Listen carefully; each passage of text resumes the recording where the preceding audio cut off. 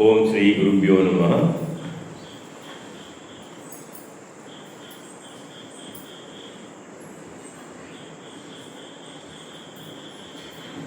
శ్రీకృష్ణ పరబ్రహ్మణే నమః.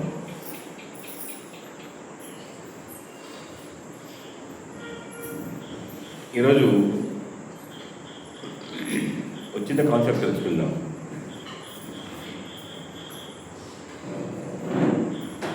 లేదా మీరు అడగండి, మాస్టర్స్ ఏమైనా ఇస్తారు. మాస్టర్స్ ఇచ్చింది తెలుసుకుందాం. ఓకే, నేనే మిమ్మల్ని ఒక ప్రశ్న వేస్తాను.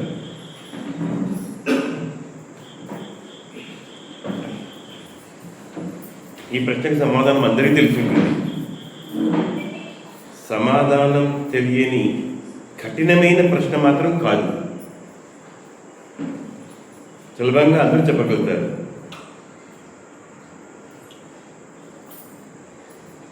దుర్లభమైనది ఏది? దుర్లభమైనది ఏది? ఏవి దుర్లభమైనవి? మానవ జీవితాన్ని పొంది మనం పరమాత్మను చేరుకోకుంటే అదే దుర్లభమైనది. ఓకే, ఇంకా ఆయన జయించడం, మనసును జయించడం. జయించడం చాలా మంది ఉన్నారు. ఇప్పుడు ఒకళ్ళకు సాధ్యం కాకపోతే దుర్లభం అంటే ఎవరికి సాధ్యం అవుతోంది. ఓకే, మనసు కూడా కరెక్టే, మీరు చెప్పింది కరెక్టే. మనసు జయించడం దుర్లభం కాదు, కష్టసాధ్యం, కొంచెం సాధనతో కూడుకొని ఉంటుంది. కానీ ఇక్కడ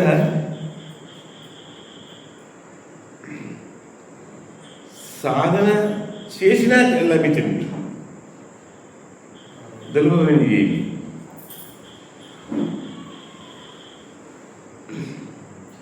మనం సబ్ చేస్తూ పోవాలి. ఓకే, మానవ జన్మ.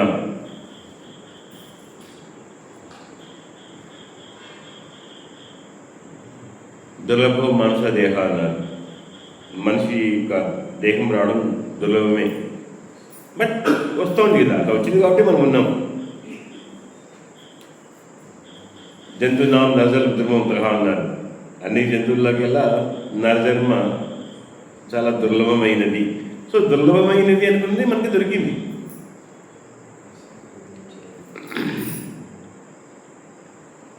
ఇది మనకు అద్భుతంగా చెప్తారు మహాత్ములు. ఏమిటంటే చూడండి, ఒక ఆత్మ విజ్ఞానం, ఒక మంచి జ్ఞానం తెలుసుకోవాలా అనుకున్నప్పుడు మనకు ఉండవలసింది ఏంటి?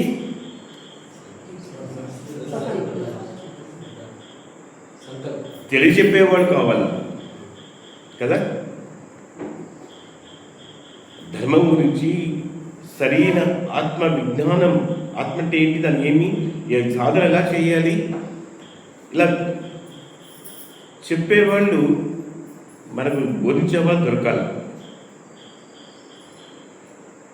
అలా దొరకకపోతే చాలా కష్టమే. చెప్పడానికి అందరూ వస్తారు. ఇప్పుడు మనకి ఎంతోమంది ఉన్నారు.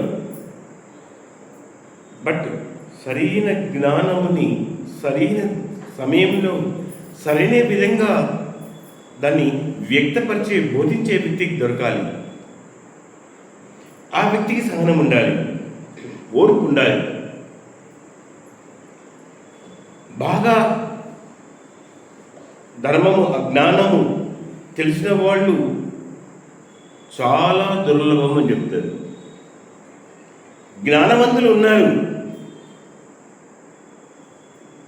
వేదికలకి గంటల కొద్దీ ఉపన్యసించే వాళ్ళు మనకు దొరుకుతారు.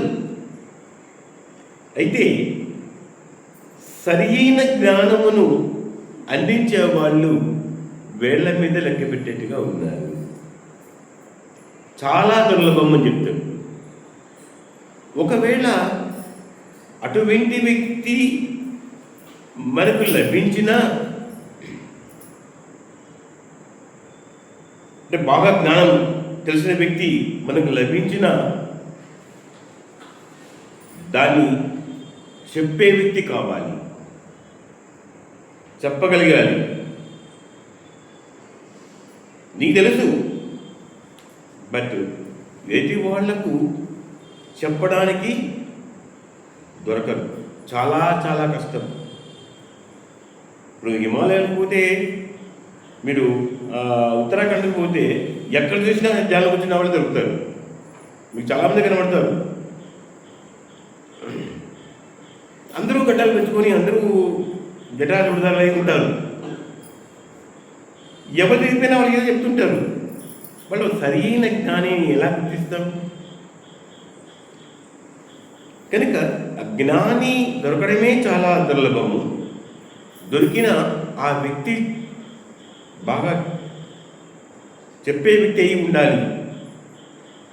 అలా చెప్పేవాళ్ళు కూడా దొరకడం చాలా దుర్లభము. ఒకవేళ దొరికినా కూడా శ్రద్ధగా వినేవాళ్ళు దొరకరు. శ్రద్ధగా వినేవాళ్ళు దొరకరు. మన తనలోనే ఇన్ని బొక్కలు ఉన్నాయి, ఇక్కడ ఇన్ని రంధ్రాలు ఉన్నాయి అనా. ఇదొక రంధ్రము, ఇక్కడ 2 రంధ్రాలు, ఇక్కడ 2 రంధ్రాలు, ఇక్కడ 7 పైనే ఉన్నాయి. ఎక్కడి నుంచి వెళ్ళిపోతుందో తెలియదు. సో శ్రద్ధగా వినేవాళ్ళే కావాలి. ఒకవేళ శ్రద్ధగా వినేవాళ్ళు ఉన్నా దాన్ని ఆచరించే వాళ్ళు ఎవరు ఆచరిస్తారు? శ్రద్ధగా వినేవాడితే ఆచరిస్తాడు. శ్రద్ధగా వినడానికే ఉంది కదా.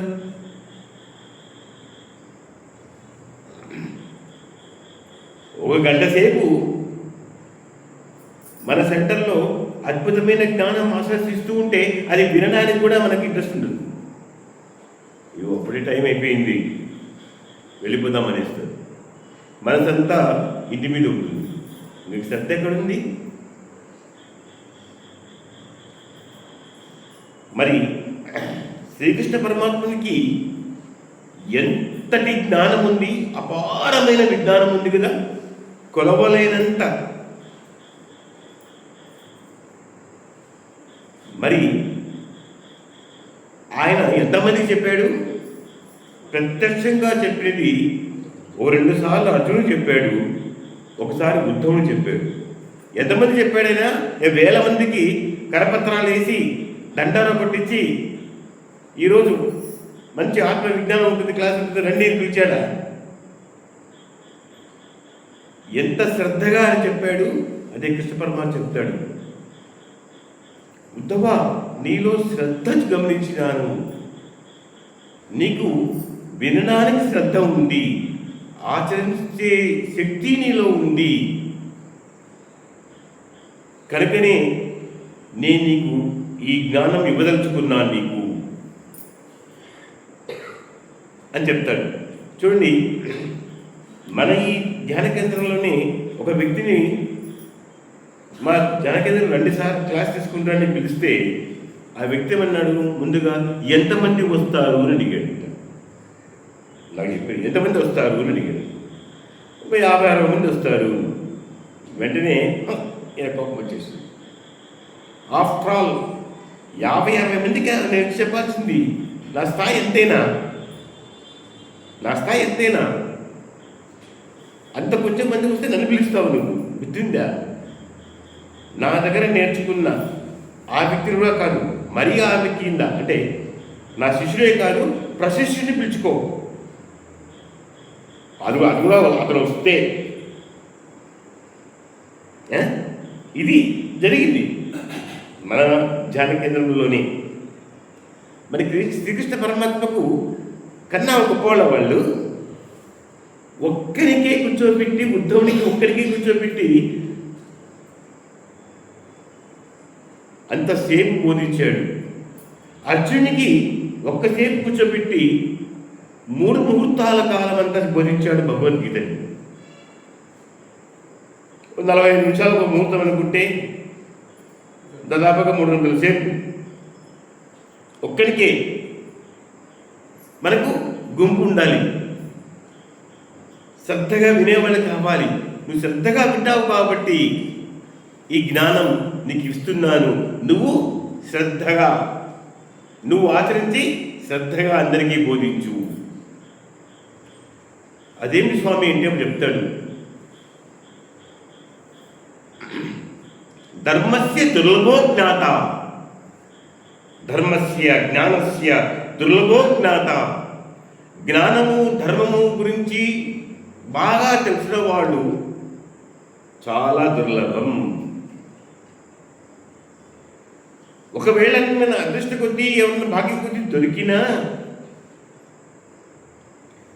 దాన్ని ఎలా ప్రజెంటేషన్ చేయాలి, ఎలా చెప్పాలి అని చెప్పేవాళ్ళు ఉండరు. ఎవరికి వారు తెలుసుకొని మనం వెళ్ళిపోతుంటాడు. నాకు నేను తెలుసుకున్నాను అది. మీరు ఎక్కడ పని ఉత్తరాఖండ్లో బాగా తెలిసిన వాళ్ళు ఉన్నారు, మహాజ్ఞానులు ఉన్నారు. అడిగితే నాకేమీ తెలియదండి అంటారు. ఎందుకంటే అడిగినప్పుడు ఉన్న శ్రద్ధ చెప్తూ ఉంటే వినేకుండదు, విన్న తర్వాత ఉన్న శ్రద్ధ ఆచరించేకుండదు. కనుక ధర్మస్య దుర్లభో జ్ఞాత సమ్యక్ వక్త తతోపిచ. దాన్ని బాగా చెప్పగలిగిన వాళ్ళు దొరకడం చాలా దుర్లభము. ఒకవేళ బాగా చెప్పేవాళ్ళు ఉన్నా, తెలిసిన వాళ్ళు బాగా చెప్పేవాళ్ళు ఓపికగా స్థిరంగా ఉన్నా, శ్రోత తతోపి శ్రద్ధావాన్ అంటే శ్రద్ధగా వినేవాళ్ళు ఎవరున్నారు? శ్రద్ధగా వినేవాళ్ళు ఉండాలి. అన్యమనస్కంగా ఎక్కడో మనసు పెట్టుకొని ఏదో ఆయన పొద్దుపోకుండా చెప్తున్నాడు అని చెప్పేసి శ్రద్ధ లేకుండా పోతే అది వృధా అయిపోతుంది. ఒకవేళ శ్రద్ధగా విన్నా ఆచరించేవాడు కర్త కోపి తతో సుధిహి అని చెప్తాడు. ఎంతమంది ఆచరిస్తున్నారు? శ్రీకృష్ణుల వారికి ఎంత సహనము, ఎంత ఓపిక, అంత జ్ఞానం ఉన్నా ఒక్క వ్యక్తికే చెప్తారు. అని ఒక్క వ్యక్తికే, అర్జునుడికి ఒకడికే చెప్పాడు, ఒకరికే చెప్పారు, ఉద్ధవుడికి చెప్పారు. మరి మనం చూసే గుంపులు కావాలా? గుంపులు రావడం వల్ల ఏం ఉపయోగము? శ్రద్ధగా విని ఆచరించేవాడు ఒక్కడు చాలు. ఆచరించని ఎంతమంది ఉంటే ఏం లాభం? సంఖ్యాబలము తప్ప సాంఖ్యాబలము లేని వాళ్ళు ఎంతమంది వస్తే ఏం లాభం? మనం చెప్పుకున్నాం, సంఖ్యకు సాంఖ్యానికి డిఫరెన్స్ చెప్పుకున్నాం. సంఖ్యాబలమే తప్ప సాంఖ్యాబలం ఉండదు. అంటే సాంఖ్యాబలం అనగా సరైన శ్రద్ధ, సరైన వాక్కు, సరైన నిమగ్నం కావడం, సరిగా ఆచరించడం. కనుక ఉద్ధవ, నీలో ఈ లక్షణాలన్నీ ఉన్నాయి. నువ్వు శ్రద్ధగా వినగలుగుతున్నావు. శ్రద్ధగా వినేవాడు ఖచ్చితంగా ఆచరిస్తాడు. ఈ రెండు చేసేవాడు బాగా నేర్చుకుంటాడు. వాడు మళ్ళీ ఇంకోటి చెప్తాడు, నువ్వు తగిన వాడివి కాబట్టే ఈ జ్ఞానం నీకిస్తున్నాను అని చెప్పాడు. అర్జునుడికి నీవు తెలుసుకోగలిగిన అర్హత ఉంది కాబట్టే నీకు ఇస్తున్నాను అని చెప్పాడు. అర్జునుడికి అర్హత ఉంది తెలుసుకోవడానికి, అంతే, తిరిగి బోధించడానికి అర్హత లేదు. చూడండి, అర్జునుడిని నువ్వు బోధించు అని చెప్పలేదు. నేను బోధించిన ఈ గీత అంతా కూడా జ్ఞానం అంతా నువ్వు ఇంకొకటి చెప్పు, అంతటి కెపాసిటీ అర్జునుడికి లేదు. విన్నాడు, బాగానే విన్నాడు, కానీ ఎక్కడో కొద్దిగా కొంచెం మైండ్ తప్పింది. అందుకే మరొకసారి అడిగినాడు, ఉత్తరగిరి చెప్పాడు. అప్పుడు కూడా అర్జునుడికి మాత్రమే చెప్పాడు. కానీ ఉద్ధవుడు అలా కాదు. ఉద్ధవ, నీలో శ్రద్ధ ఉంది, పట్టుదల ఉంది, ఖచ్చితంగా నీకు ధారణాశక్తి ఉంది, నీకు స్ఫురణాశక్తి ఉంది. చూడండి, ధారణాశక్తి ఉంది, స్ఫురణాశక్తి ఉంది. స్ఫురణ అంటే ఏది, ఎప్పుడు, ఎక్కడ, ఎలా, ఎవరికి చెప్పాలి అన్న జ్ఞానం. ఏది ఎప్పుడు ఎక్కడ ఎలా చెప్పాలి అన్న జ్ఞానం ఉంటే దాని స్ఫురణ. అలా కాకుండా చెప్పవలసిన కంటెంట్ కాకుండా మరేదో చెప్తూ పోతే అది అసందర్భ ప్రసంగం అవుతుంది. మరి మనకు ఇక్కడ మన ధ్యాన కేంద్రంలో ఓ గంట సేపు క్లాస్ వస్తేనే అబ్బా వద్దు సార్ 30 నిమిషాలు చెప్పండి చాలు అంటారు.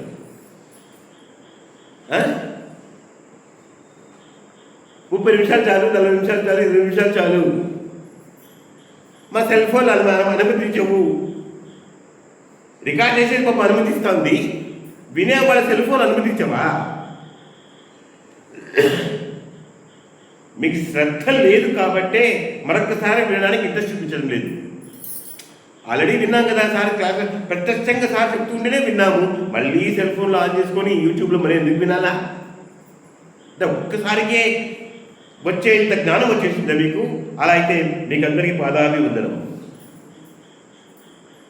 ఒక్కసారికే మీకు అందరికీ వచ్చింది అంటే మీకు అందరికీ సాష్టాంగ ప్రణామం చేస్తాను నేను. సాక్షాత్ కృష్ణ పరమాత్మ చెప్పాడు, ఒక్కసారిగా నాకు రాలేదు, నేను కూడా ఎన్నో జన్మల సాధన చే తెలుసుకున్నాను. ఎన్నో జన్మలు నాకు కూడా ఉన్నాయి, ప్రతి జన్మలను సాధన చేస్తూనే ఉన్నాను. కనుక ఉద్ధవ శ్రద్ధగా విను, విన్నది శ్రద్ధగా బోధించు. బోధించేటప్పుడు శ్రద్ధ చాలా ఇంపార్టెంట్. నోరు తడబడరాదు, మాట తడబడరాదు, అసత్యం వాక్కు రాకూడదు. అప్పుడే నేరుగా బాణం వెళ్ళి లోపలికి వెళ్ళిపోతుంది. మరి వేరే భాషల వారికి ఎంత శ్రద్ధ, ఎంత జ్ఞానము, ఎంత ఓపిక ఉంటే అంతసేపు చెప్తాడు. లక్షలాది పైచిలుకు శ్లోకాలని మహాభారతాన్ని కానీ మహాభాగవతాన్ని కానీ మహాభారతం చెప్తేటప్పుడు విఘ్నేశ్వరుడు ఇంత పెద్దది అవసరమా అంటే అవసరము ఉంటాడు. అవసరం. మరి వినాయకుడికి ఎంత ఓపిక ఉండాలి, ఎంత శ్రద్ధగా ఉండాలి? కృష్ణపరమ చెప్తాడు, ఇది బోధించేటప్పుడు వినడానికి నీకెంత శ్రద్ధ ఉంటుందో బోధించేటప్పుడు నాకు అంత శ్రద్ధే ఉండాలి, నా మాట మీద నాకు ధ్యాస ఉండాలి అని చెప్తాడు. నా మాట మీద నాకు ధ్యాస ఉండాలి, అంత శ్రద్ధగా చెప్పగలగాలి. కనుక ఈ 4 దుర్లభమైనవి గుర్తుపెట్టుకోండి. ముక్తి అవి వదిలేసేయండి. ఫస్ట్ మానవ జన్మ దుర్లభం వచ్చి తెచ్చింది, వచ్చిందా లేదా మనకు? మరి దాని నుంచి వదిలేసేయండి. ఈ పట్టుకోండి, బాగా తెలిసిన వాడు దొరికినాడా వాడు వదిలిపెట్టండి. ఒకవేళ బాగా తెలిసి కూడా బాగా చెప్పగలిగిన వాడు దొరికినాడా వాళ్ళని వదిలిపెట్టకూడదు. మనం బాగా చెప్పగలిగిన వాడు దొరికినా కూడా శ్రద్ధగా వినేవాళ్ళు దొరకలే. విన్నా ఆచరించేవాడు కావాలి. మరికేం చెప్తాడు, మనకు పువ్వులు చూస్తే అందరికీ ఇష్టమే కదా. పువ్వులు ఎన్ని కలర్లో ఉంటాయి? అసలు ఇన్ని కలర్లు చెప్పలేము, ఇన్ని రంగుల్లో ఉంటాయి చెప్పలేము. అంత అందంగా ఉంటాయి, లెక్కలేనంతగా ఉంటాయి. అయితే మనం ఏ పువ్వులను ఇష్టపడతాము? వెరీ గుడ్, క్లాప్ చెప్పండి. ఏమి? సువాసన ఉన్న పువ్వులు. వాసన లేని పువ్వులని భగవంతునికి అర్పితం చేస్తామా?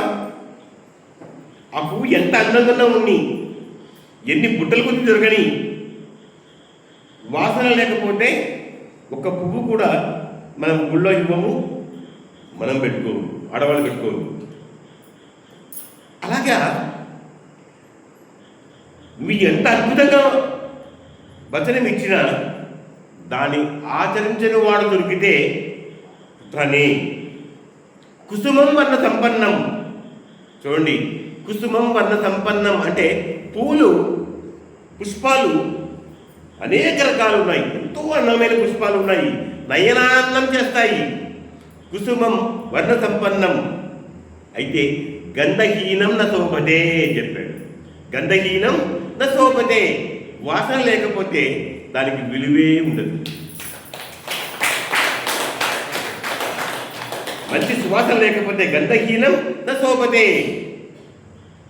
అలాగే న శోభతే క్రియాహీనం మధుర వచనం తథా. చూడండి, ఎలాగా వాసన లేని పువ్వులకు శోభ ఉండదో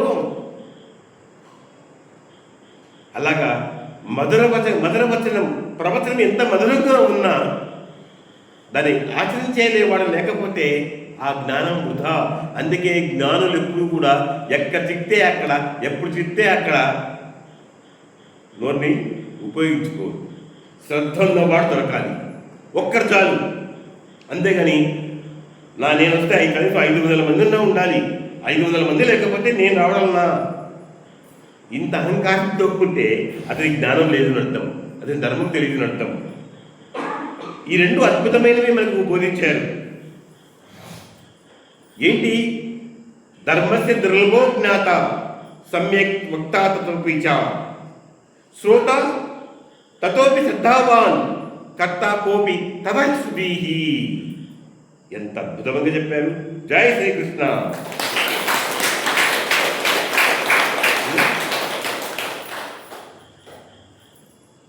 మనకు రోడ్లో పోతుంటే రోడ్డు పక్కన పువ్వులు కూడా అందంగా ఉంటాయి కదా. ఎన్ని పువ్వులు అందంగా ఉంటాయి మనకు చూస్తే, పైన పువ్వు ఎంత అందంగా ఉంది. వెంటనే మనకు వచ్చిన బుద్ధి ఏంటి? దాన్ని తీసి వాసన లేదు కదా అంటే, చూసినప్పటికి ఎంత ఆసక్తి ఆనందము దానికి వాసన లేకపోతేనే ఎందుకు ఇది వాడు కోసుకోడు, ఇది వదిలేస్తాడు. వెంటనే దానికి ఆ పువ్వు భగవద్గీత అర్పణం కావాలి అనే మనసులో ఉంటుంది. అలాగా జ్ఞానం తెలిసిన వ్యక్తి తన జ్ఞానాన్ని శ్రద్ధ ఉన్నవాడికి నేర్పించాలని ప్రయత్నం చేస్తూనే ఉంటాడంట. శ్రద్ధ ఉన్నవాడు కావాలి కనుక కుసుమం వర్ణ సంపన్నం, అనేక వర్ణాల్లో పుష్పాలు ఉన్నాయి, కానీ గంధహీనం న శోభతే. సువాసన లేని పువ్వులు ఏం లాభం? మరి రెండు పరమాత్మ సృష్టే. సుగంధం ఇచ్చే పుష్పాలు, సుగంధం ఇవ్వని పుష్పాలు రెండు పరమాత్మ సృష్టే.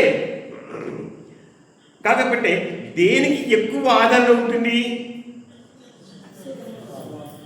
కంటిని అందరూ అన్ని ఆహ్వానిస్తాయి, సుగంధముల పుష్పాలకే ఆదరణ ఎక్కువ ఉంటుంది. అలాగే ఆచరణ ఉన్న ప్రవచనానికే ఆదరణ ఉండాలి. ఆచరణ లేని ప్రవచనము వేల మంది వస్తే ఏం లాభం? అలాగే బోధించేవాడు కూడా ఆచరణ చెయ్యాలి. ఆచరణ చేసి నువ్వు నేర్చుకున్న దాన్ని నీకు ధారణ స్ఫురణ ఉండి నువ్వు ఆచరిస్తూ ఉంటే నీ నుంచి గంగా ప్రవాహంలా జ్ఞానం వస్తుంది చెప్తాడు కృష్ణ పరమాత్మ. ఎలా చెప్పగలరు స్వామి? ఇంతని అర్జునుడు చెప్తాడు, ఇంతని మహాజ్ఞానము ఎప్పుడు నేను వినలేదు. నిన్నేదో బావ అనుకున్నాను, నా భార్య యొక్క అన్న అనుకున్నాను, నా స్నేహితుడు అనుకున్నాను, సభ్యుడు అనుకున్నాను, చెలిగాడు అనుకున్నాను, నేను సఖ అన్నాను, చెలిగాడు అన్నాను, కృష్ణ అన్నాను, యాదవ అన్నాను. ఈ నోట్లు ఎన్ని మాటలు అన్నాను స్వామి. తీరా చూస్తే ఇంత అద్భుతమైన ఆ జ్ఞానం ఎప్పుడు ఎక్కడ ఎవరి నోటా వినండి జ్ఞానం మీ నుంచి వస్తున్నది. అది జ్ఞానమో తెలీదు, అలా తెలియదు అంటాడు. మీరు బోధించినది ఏమిటో కూడా నాకు తెలియదు అంటాడు. అంటే చూడండి, తను ఖచ్చితంగా ఒప్పుకున్నాడు, ఇది దీన్ని ఆత్మజ్ఞానము అంటారన్న విషయం కూడా అర్జునుడికి తెలియదు. అంతటి అజ్ఞాతలో ఉన్న నాకు ఇంతటి అద్భుతమైన గురువు నాకు లభించడం ఎంతటి భాగ్యం నాకు స్వామి అంటాడు. ఎలా చెప్పగలుగుతున్నారు మీరు? అప్పుడు చెప్తాడు ఈ విషయం. బాగా తెలిసిన వాడు ఆచరించాలి, ధారణ ఉండాలి, స్ఫురణ ఉండాలి, ఆచరణ ఉండాలి. ఎప్పుడు ఎక్కడ ఏది చెప్పాలో, ఎవరికి ఏది బోధించాలో అలా బోధించినప్పుడే ఆ జ్ఞానానికి విలువ ఉంటుంది. లేకపోతే నశోభతే ఏమి క్రియాహీనం మధుర వచనం తథా. ఉద్ధవుడికి కాకుండా మరెవరికో చెప్పింటే అది మన ఊరికి వచ్చేది కాదు. ప్రతి మార్గదర్శి, ప్రతి గురువు కూడా శ్రద్ధగా నేర్చుకునే వాడికి బోధించడానికి తగతగలాడతాడు. మరి ద్రోణాచార్యుడు ఎందుకు అర్జునుడికి అంత శ్రద్ధగా బోధించాడు, ఎంత ఇష్టంగా బోధించాడు? అర్జునుడిలో అంత శ్రద్ధ ఉంది. ఎవరికి లేని శ్రద్ధ అర్జునుడికి ఉంది. అందరూ పడుకున్నా ఆయన పడుకోలేదు.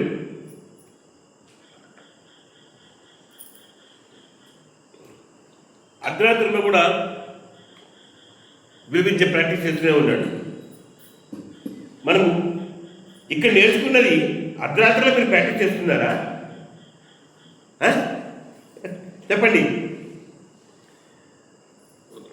మరి అర్జునుడికి ఎంత శ్రద్ధ ఉండాలి, ఎంత తపన ఉండాలి. నేను నేర్చుకోవాలి, నేను సాధన చేయాలి. అందరూ తక్కువ కాదు, అందరికల్లా నేను నెంబర్ 1గా ఉండాలి. ఉత్తమ ఆ లక్షణాలు నీలో ఉన్నాయి.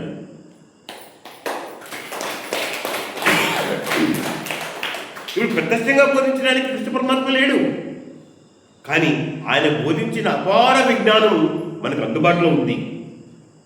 అపారమైన ఆత్మ విజ్ఞానం మనకు అందుబాటులో ఉంది. ప్రత్యక్షంగా ఆయనే రావాల్సిన అవసరం లేదు.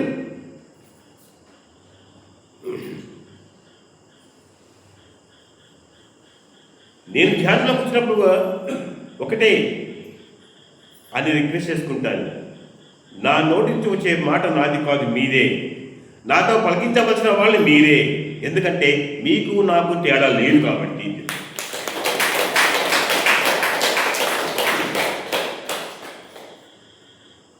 నా ఈ శరీరాన్ని, నా వాక్కుని, నా అనువనముని ఉపయోగించుకోండి. కృష్ణ పరమాత్ముడు ఎంత అద్భుతమైన మాట చెప్పాడో ఉద్ధవుడికి కూడా. ఉద్ధవా, నేను నీకు బోధిస్తున్న ఈ జ్ఞానముని కేవలం నీ ఒక్కడికే కాదు, నాకు నేరుగా మరొకసారి నేను వింటున్నాను అన్నాడు. చూడండి, నీకు శ్రద్ధగా బోధిస్తూ నేను శ్రద్ధగా శ్రవణం చేస్తున్నాను అన్నాడు. అంటే ఆ సమయంలో కూడా తను ఇంకా నేర్చుకోవాలి. మనకి ఇంత తెలిస్తేనే ఇంత తెలుసని విర్రవీగిపోతాం. నాకు అంతా తెలిసిపోయింది సార్, నేను అన్నీ నేర్చుకొచ్చేసినాను సార్, నేను అన్నీ నేర్చేసుకున్నాను, నాకు ఇంకా అయిపోయింది, ఇంకా నేర్చుకోవాల్సింది ఏమీ లేదు, అయిపోయింది, అంతా నేర్చేసుకున్నాను, నేర్చుకోవాల్సింది ఏమీ లేదు. ఎలాగంటే జాబాలి మహర్షికి రెండవ గురువు చెప్పినట్టుగా, నీకు అంతా బోధించేసినా నీకు నేర్చుకోవాల్సింది ఏమీ లేదంటే జాబాలికి అహంకారం వచ్చేసింది, అహం వచ్చేసింది. అతను చూసి ఆ మొదటి గురువు ఉద్దాలకుడు, ఏమైంది నీ యొక్క అమాయకత్వము, నీ యొక్క జ్ఞానం ఎక్కడ పెట్టి వచ్చినావు, అనవసరంగా నీకు రెండవ గురువు దగ్గరికి పంపించినాని. ఆ మొదటి ఆయన ఎంత గొప్పవాడో ఉద్దాలకుడు, ఆయన పేరులోనే ఉద్దాలకుడు ఉంది, ఉద్ధరించేవాడు. అలాగా మనము ఎంత తెలిసినా తెలీదు అని చెప్పరాదు, అంతా తెలుసు అని చెప్పరాదు. తెలిసింది తెలీదు అని చెప్పినా తప్పే. మనకు హిమాలయాలకు పోతే మహావిజ్ఞానులు అనే ఉన్నటువంటి వాళ్ళు చాలామంది దొరుకుతారు. మనకు వాళ్ళు కంటపడమే కష్టం, ఎంతోమంది వేరే వాళ్ళు కష్టపడతారు. అసలైన జ్ఞాని కనపడితే మన కాళ్ళు వాటి వెంట అవంతగా వెళ్ళిపోతాయంట, నీ శ్రద్ధ ఉంటే. ఇది కృష్ణుడు చెప్పింది.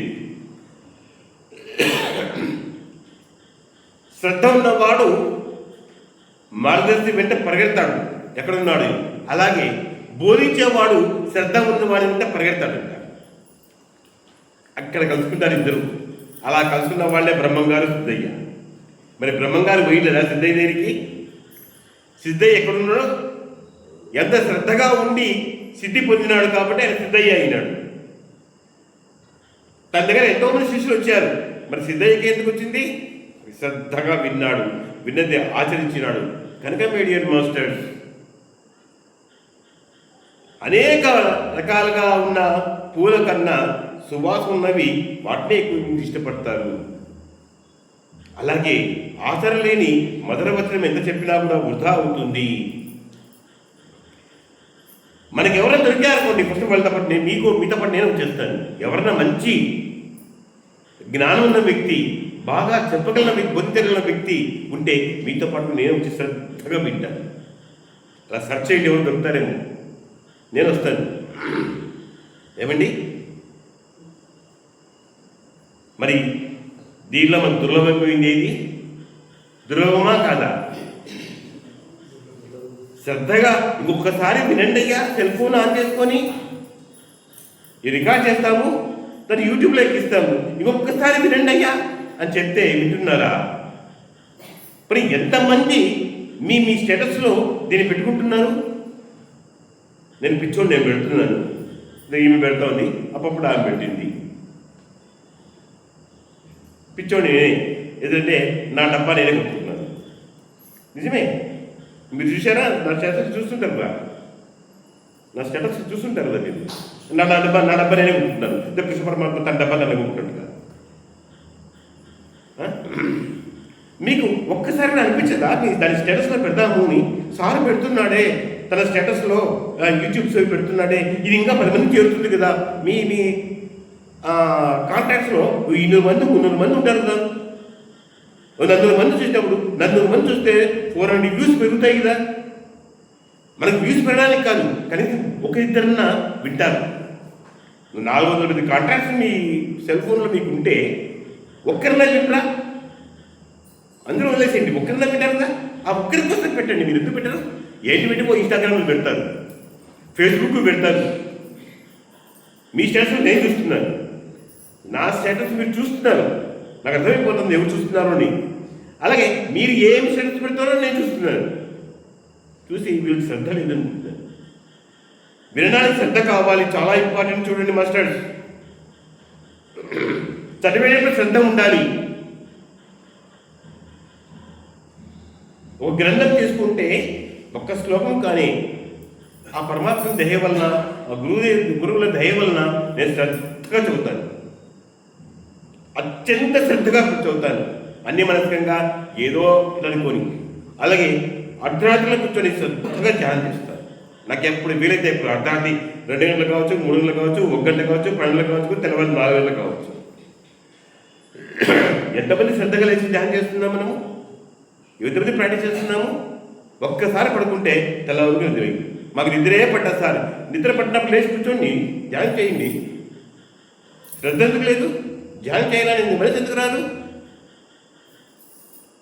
ఏదేమో సెల్ ఫోన్ చూసే శ్రద్ధ ఉంటుంది, 3 గంటల సేపు సినిమా చూడడానికి శ్రద్ధ ఉంటుంది, రోజు వచ్చే సీరియల్ చూడడానికి శ్రద్ధ ఉంది. దాన్ని ఎంత బాగా వింటాము. మరి కృష్ణ పరమాత్మ బోధించిన ఆ శ్రద్ధ మనలో ఈ 4 దుర్లభమైనవి. జ్ఞానం తెలిసిన వ్యక్తి, తెలిసిన చెప్పే వ్యక్తి దొరికిన వినే వ్యక్తి ఉన్న ఆచరించే వ్యక్తి, ఈ 4 దుర్లభం అని చెప్పాడు. నీలో 4 ఉన్నాయి కనుక ఉద్ధవా నీకు ఈరోజు బోధిస్తున్నాను అని చెప్పాడు. కనుక నువ్వు అందరికీ బోధించు అని చెప్పాడు. ఓకే, మరొకసారి వినండి, ఏం నష్టమేమి లేదు. 1-10 సార్లు వినండి. గీతను, భగవద్గీతను నేను ఎన్ని 10 సార్లు చదివింటానో, ఎన్ని 10 సార్లు.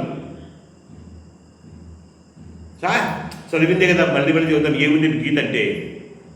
ఇప్పుడు తెలియదు ఏముంది, అందరూ తెలుసు గీత అని. చదివిందే కదా, ఏం చదువుతాము? మనకు తెలిసిన శ్లోకాలు ఏమిటి? కర్మణ్యవాది కాదస్తే అది తెలుసు, అందరికీ వాదించు, అని తెలిసిందే కదా అని. కానీ గీతను చదివిన ప్రతిసారి కొత్త కోణంలో జ్ఞానం వస్తుంది. ఎలా? ఒకే శ్లోకానికి మనము ఎన్నోసార్లు ఎన్నో కోణాల్లో విభిన్న రీతుల్లో మనం జ్ఞానం తెలుసుకున్నాము. అది నా గొప్పతనం కాదు, సాక్షాత్ శ్రీకృష్ణ పరమాత్మ యొక్క గొప్పతనం. నువ్వు ఎన్నిసార్లు ఎంత ప్రయోగం చేసినా ఒకే శ్లోకమే విభిన్న రకాల్లో మనకు జ్ఞానాన్ని ఇస్తుంది. అట్లాగా తయారు చేసి పెట్టాడు, అట్లాగా దాన్ని గుర్తు చేసి పెట్టారు ఆయన.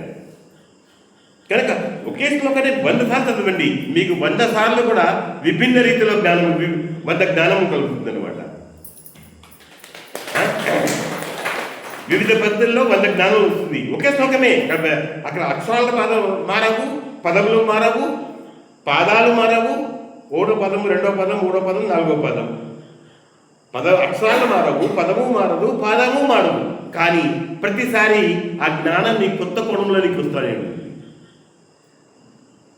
దాని కనుక ఎవరు ఏ చెప్పినా శ్రద్ధగా వినండి, నచ్చితే ఆచరించండి. ఆచరించింది మరొకరు చెప్పడానికి వెళ్దాం. ఓకే, ధన్యవాదాలు. జై శ్రీకృష్ణ.